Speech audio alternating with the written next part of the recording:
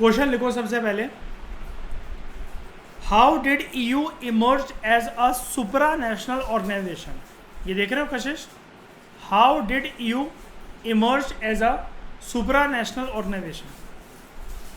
ठीक है, सुपरा national organisation की तरह EU कैसे इमर्ज हुआ है, लिख लिया, पेज 54 है समक्ष। ठीक है, अब ये सुपर नेशनल ऑर्गेनाइजेशन क्या होता है, मतलब नाम से पता लग रहा है ना, कुछ super national type of something like कोई चीज़ है। ठीक है, तो सुपर नेशनल ऑर्गेनाइजेशन की तरह EU के पास एक पावर है, यूरोपियन यूनियन के पास एक पावर है कि वो बड़े सारे इकोनॉमिक, पॉलिटिकल और सोशल एरियाज में इंटरवीन करने के कैपेबल है, लायक है।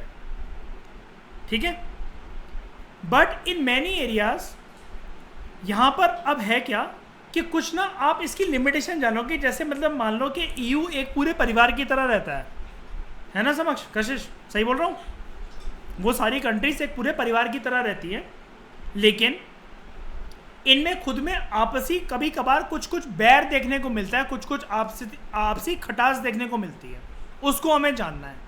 ठीक है, EU वैसे तो इंटरवीन करता है वर्ल्ड के बड़े सारे इकोनॉमिक, पॉलिटिकल और सोशल एरियाज में, बट इन मैनी एरियाज इसके खुद के जो मेंबर स्टेट्स हैं they have their own foreign relations and defence policies. इन मतलब मेंबर स्टेट्स ने किसी ने इस प्रकार से अपने फॉरेन रिलेशंस और डिफेंस पॉलिसीज बना रखी हैं जो कि दूसरी मतलब आपस में दूसरे मेंबर्स को पसंद नहीं आती है। वो एग्जांपल देता हूँ, जैसे 28 कंट्रीज हैं EU के अंदर, उनमें से एक कंट्री है UK यानी कि ब्रिटेन।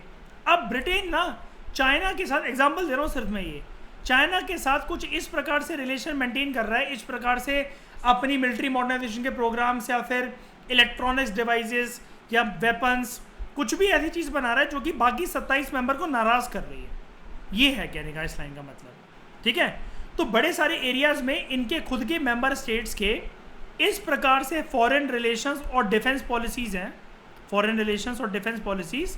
ये लाइन देखना जो मैं बोलने जा रहा हूँ, that are often at odds with each other. Odds with each other का मतलब क्या होता है, आप और मैं इवन लेवल पे मैच नहीं करते। मैं आपको कुछ और समझाने की कोशिश कर रहा हूँ लेकिन आप वो बात मान ही नहीं रहे हो, आप अपनी चला रहे हो।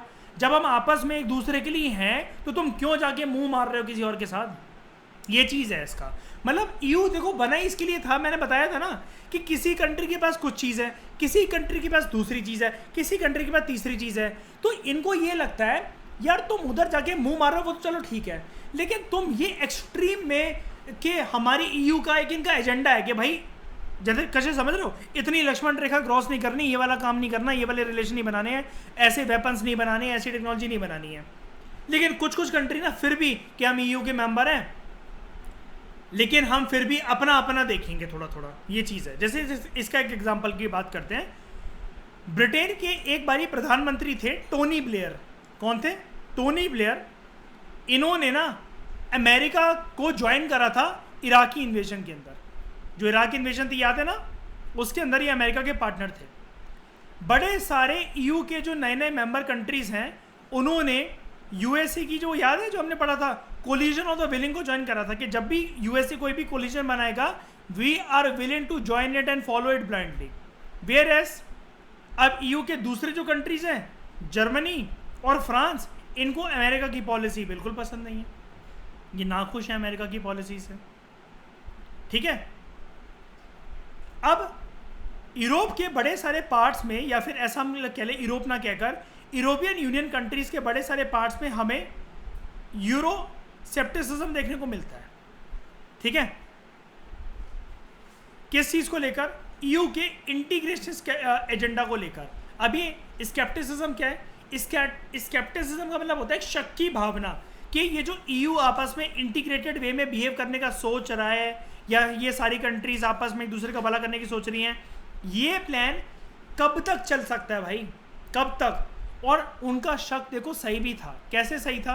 मैंने आपको एक चीज़ बताई थी तुम दोनों को, यार EU में ना यूनिटी की बात काफ़ी ज़्यादा होती थी, लेकिन फिर मुझे एक बात बताओ, ये ब्रेग्जिट क्यों हुआ फिर? और ब्रेग्जिट होने की वजह से UK को बाहर क्यों निकाल दिया गया फिर EU से? तो ये जो यूरो स्केप्टिसिज्म था जो हम पढ़ रहे हैं, जो कि बहुत पुरानी NCERT की लाइन में लिखा हुआ था, 2016 में जाकर ये वाली बात ठीक साबित हो तो गई कि जब ईयू के one of the important member country Britain को बाहर निकाल दिया गया ईयू से। फॉर एग्जांपल, ब्रिटेन की एक पुरानी प्रधानमंत्री थी मार्गरेट थैचर, ठीक है।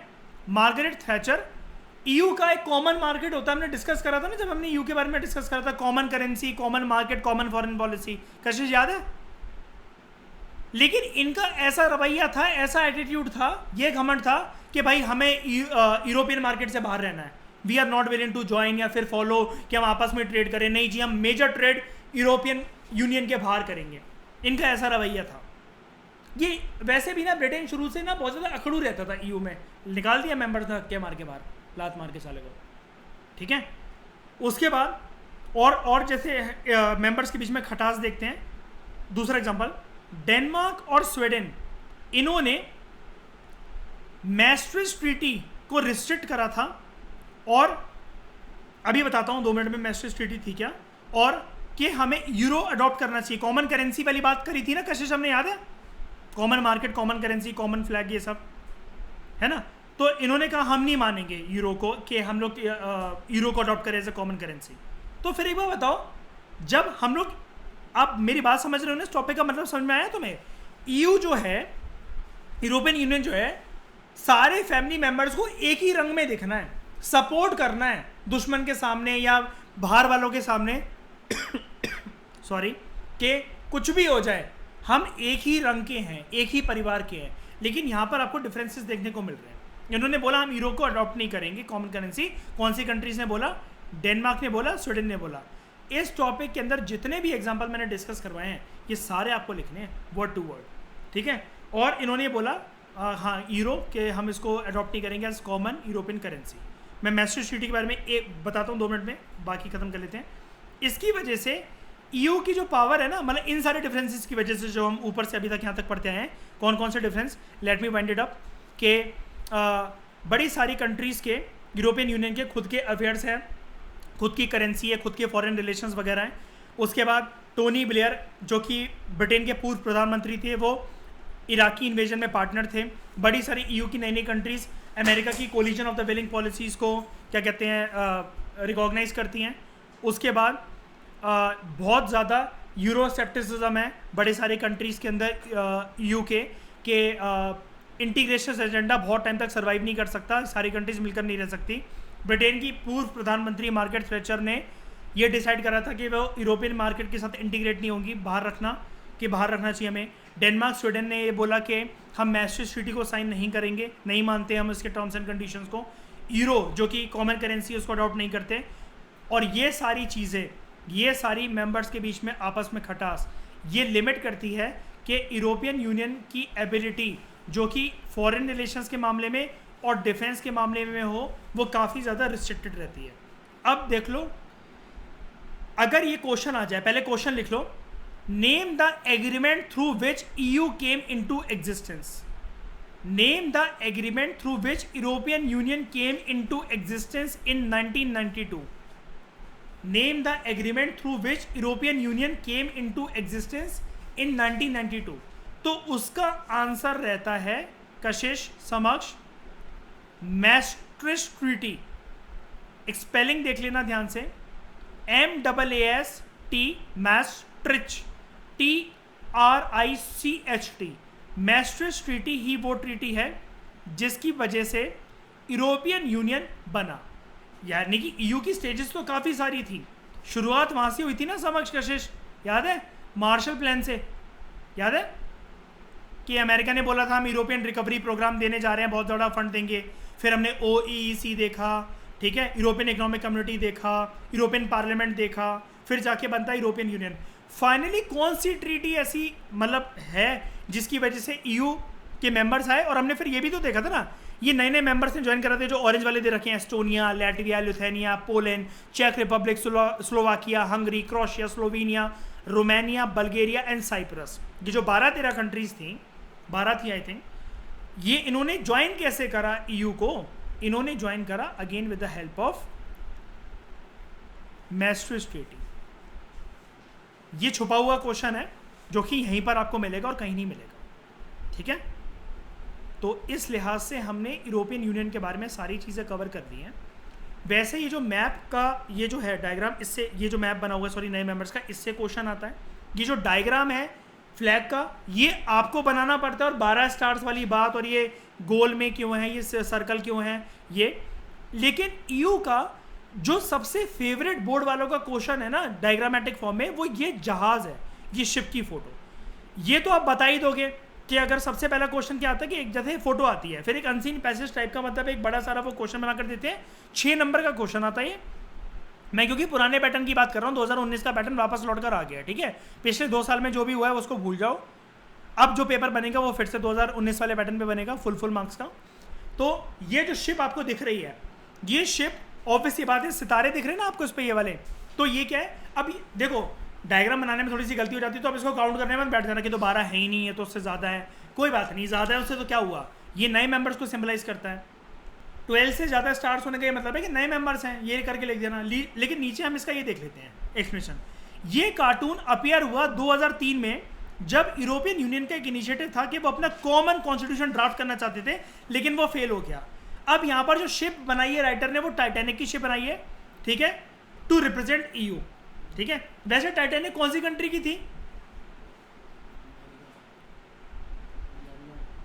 टाइटैनिक कौन सी कंट्री ने बनाई थी? यूके, ब्रिटेन ने बनाई थी ये। वैसे लेकिन याद रखना कि ये ईयू को रिप्रेजेंट कर रही है। अब ध्यान से सुनो, क्वेश्चन ये आता है कि what does this ship represent, तो आप लिखोगे ईयू। ये कॉमन क्वेश्चन है बोर्ड का, उसमें फुल मार्क्स आप ले सकते हो 6 में से 6।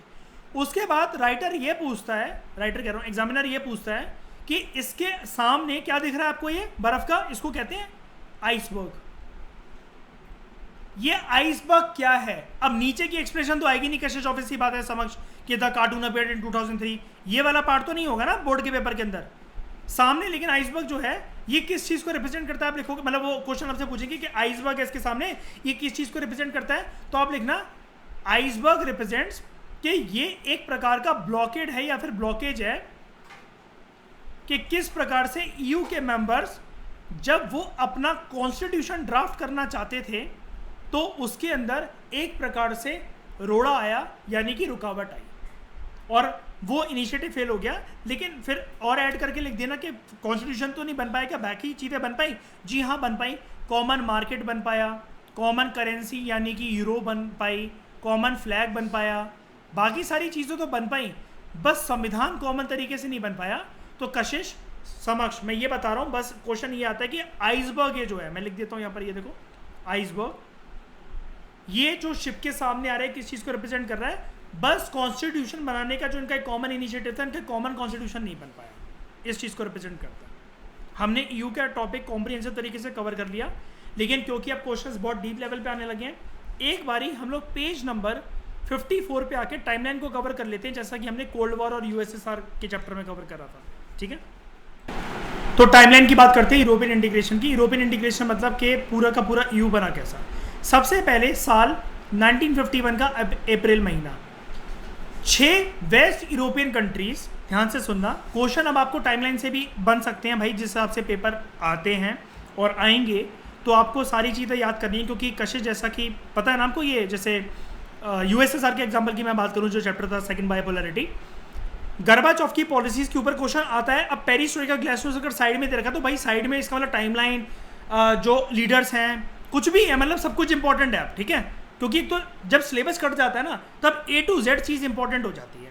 तो सबसे पहले बात करते हैं ईयर 1951 के अप्रैल महीने की। इसमें क्या हुआ, 6 west European countries, France, West Germany, उस टाइम पर जर्मनी यूनाइटेड नहीं थी इसलिए वेस्ट जर्मनी लिखा हुआ है, क्योंकि अभी भी वो दीवार टूटी नहीं है Berlin wall, Italy, Belgium, Netherlands और लग्जमबर्ग, इन्होंने ट्रीटी ऑफ पेरिस साइन करा। क्या साइन करा? ट्रीटी ऑफ पेरिस, जिसकी वजह से इन्होंने एक चीज़ बनाई। देखो और भी पुरानी चीज़ आपको देखने को मिल रही है यहाँ पर, European Coal and Steel Community, आपस में इन्होंने मिलकर एक ऑर्गेनाइजेशन बनाई, European Coal and Steel Community. नाम से पता लग रहा है ना कि कोल और स्टील का व्यापार करने के लिए आपस में बनाई होगी, ठीक है। वक्त आगे बढ़ता है, 6 साल बाद 1957 में 25 मार्च को क्या हुआ, ये जो 6 कंट्रीज थी, France, West Germany, Italy, Belgium, Netherlands और लग्जमबर्ग, इन्होंने साइन करा ट्रीटी ऑफ रोम को। ट्रीटी ऑफ रोम को साइन करके इन्होंने बनाई यूरोपियन इकोनॉमिक कम्युनिटी, ईईसी। अब आप देख रहे हो ईईसी ऊपर हमारे कंटेंट के अंदर थी जब टाइमलाइन जो यहां पर दे रखी थी, ये देख रहे हो कहां गया,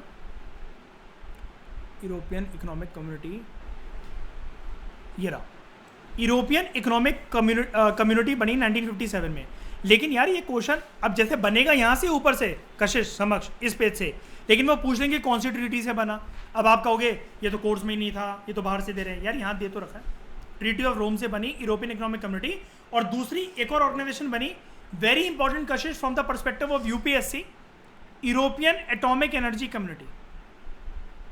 इन्होंने बोला हम लोग एटॉमिक एनर्जी को यूज करेंगे इंसानी मतलब एक क्या कहते हैं उसको, ह्यूमन सिविलाइजेशन को हार्म करने के लिए नहीं, बल्कि पीसफुल एनर्जी को जनरेट करने के लिए। ठीक है, यूरोपियन एटॉमिक एनर्जी कम्युनिटी बनाई, उसको कहते हैं यूरोटॉम। फिर और आगे साल बीतते हैं, 1973 जनवरी महीना, डेनमार्क, आयरलैंड और यूके ने इस यूरोपियन कम्युनिटी को, पूरा नहीं लिख रखा है, यूरोपियन इकोनॉमिक कम्युनिटी को ज्वाइन कर लिया। तो अब कितने मेंबर्स हो गए, पहले 6 थे, इन 3 ने ज्वाइन कर लिया, कितने हो गए, 9 हो गए। देख रहे हो धीरे धीरे करके अब हम उस लेवल तक पहुंचने वाले हैं। उसके बाद 1979 में जून में पहले डायरेक्ट इलेक्शंस होते हैं यूरोपियन पार्लियामेंट में, डायरेक्ट इलेक्शंस हुए। 1981 में ग्रीस ने ज्वाइन करा यूरोपियन इकोनॉमिक कम्युनिटी को, एक और ज्वाइन करा, तो कितने हो गए, 10 हो गए ग्रीस को ज्वाइन करके। 1985 में शेंजन एग्रीमेंट आता है, और याद है ना कशिश समझ, शेंजन एग्रीमेंट मतलब कॉमन वीज़ा पासपोर्ट वगैरह, ठीक है, जिसमें आप एक का लो और पूरा आपके यूरोप का वो बन जाता है, बताया था मैंने। 1985 में शेंजन एग्रीमेंट एबॉलिश कर देता है border control among the European economic community members. अब यार देखो पता है क्या हुआ, यूरोपियन इकोनॉमिक कम्युनिटी में अभी कितने मेंबर्स हैं, France number 1, West Germany number 2, Italy number 3, Belgium number 4, Netherlands number 5, Luxembourg 6, 7th है आपका Denmark, 8th Ireland, 9th UK और 10th है ग्रीस। अब दूसरे मेंबर्स को ये लगा देखकर, दूसरे मेंबर्स मतलब कौन, दूसरी कंट्रीज को यूरोप की ये लगा यार हम भी ज्वाइन कर लें यूरोपियन इकोनॉमिक कम्युनिटी, इसमें तो ज्वाइन करने के बड़े फायदे, ये लोग आपस में व्यापार करते हैं और आपस में बॉर्डर खत्म कर दिए। इसको देखकर अगले साल ही 1986 जनवरी महीने में स्पेन और पोर्चुगल ने ज्वाइन कर लिया। कितनी कंट्रीज हो गई, 12 कंट्रीज हो गई। 1990 अक्टूबर महीने में फिर जर्मनी यूनिफाई हो जाती है। तो अभी तक जो हम पहली कंट्री बोल रहे थे ऊपर देखो, फ्रांस के बाद वेस्ट जर्मनी, अब वो उसके पास टाइटल क्या आ गया, सिर्फ जर्मनी। 1990 में यूनिफिकेशन हो जाता है जर्मनी का। कौन सी वॉल थी वो, बर्लिन वॉल, वो यूनिफाई हो जाती है। 1992 में 7 फरवरी को क्या हुआ, ट्रीटी ऑफ मैस्ट्रिच वॉज साइन, जिसकी वजह से यूरोपियन यूनियन स्टैब्लिश होता है। अब देख रहे हो कैसे आगे नहीं वाली बात समझ, अभी क्वेश्चन दिया ना मैंने, यहाँ पर छुप कर दे रखा है। वो मैस्ट्रिच ट्रीटी के बारे में पूछ लेंगे, इससे क्या बना, तुम कहोगे यार पढ़ा तो था, दे तो रखा है, ईयू है द सुपर नेशनल ऑर्गेनाइजेशन वाले पैराग्राफ के अंदर जब एक खत्म होता है ईयू का टॉपिक आसियान से पहले। लेकिन यार ये मैस्ट्रिच ट्रीटी यार इससे क्या बना भाई, ये तो नहीं पता मुझे। इससे यूरोपियन यूनियन बना 1992 में 7 फरवरी। देखो बाकियों के ईयर याद रख सकते हो, पर्टिकुलर डेट याद रखने की जरूरत नहीं है, 25 मार्च, 7 जनवरी, फरवरी, ये सब कुछ याद रखने की जरूरत है, सिर्फ ईयर याद रख लेना, मंथ भी नहीं। लेकिन ये मैस्ट्रिच ट्रीटी का 7 फरवरी 1992 पूरा याद रखना, मैं फिर से बोल रहा हूँ, मैस्ट्रिच ट्रीटी का ये पूरा ईयर, डेट, दिन, महीना, साल और क्यों बना, किस लिए ट्रीटी साइन हुई थी, ये सब कुछ आपको पता होना चाहिए। फिर अगला साल 1993 जनवरी, सिंगल मार्केट क्रिएट हुआ कि जिसमें ये बोला गया कि पूरे यूरोप का एक कॉमन मार्केट होगा, there will be no restrictions. 12 countries थी ना अभी तक। अब 1995 में जनवरी में ऑस्ट्रिया, याद रखना ऑस्ट्रेलिया नहीं बोल रहा हूँ, ऑस्ट्रिया, फिनलैंड और स्वीडन ने ज्वाइन करा। कितने, 3 ने और ज्वाइन कर लिया, 15 हो गई, 12 + 3 15। 2002 जनवरी यूरो एक नई करेंसी इंट्रोड्यूस होती है और 12 ईयू मेंबर्स इसको अपनाते हैं। 15 कंट्रीज टोटल ईयू के पास हो गई हैं, इसका मतलब 3 ने नहीं अपनाया, जैसा कि हमने पढ़ा ना किसको आपत्ति थी अपनाने से। देखो सारी कहानी क्लियर है कि नहीं है, ये देखो डेनमार्क और स्वीडन, इनको दिक्कत थी कि हम यूरो नहीं अपनाएंगे, एक कंट्री और होगी कोई, ठीक है। 12 कंट्रीज ने अपना लिया। मई 2004 में क्या हुआ, 10 नए मेंबर्स ने इसको ज्वाइन करा, तो अब देखो 25 हो जाएंगे। साइप्रस, चेक Republic, Estonia, Hungary, Latvia, Lithuania, Malta, Poland, Slovakia and Slovenia join करा। 2007 में बल्गेरिया और रोमानिया ने ज्वाइन करा, 27 हो गए, ठीक है।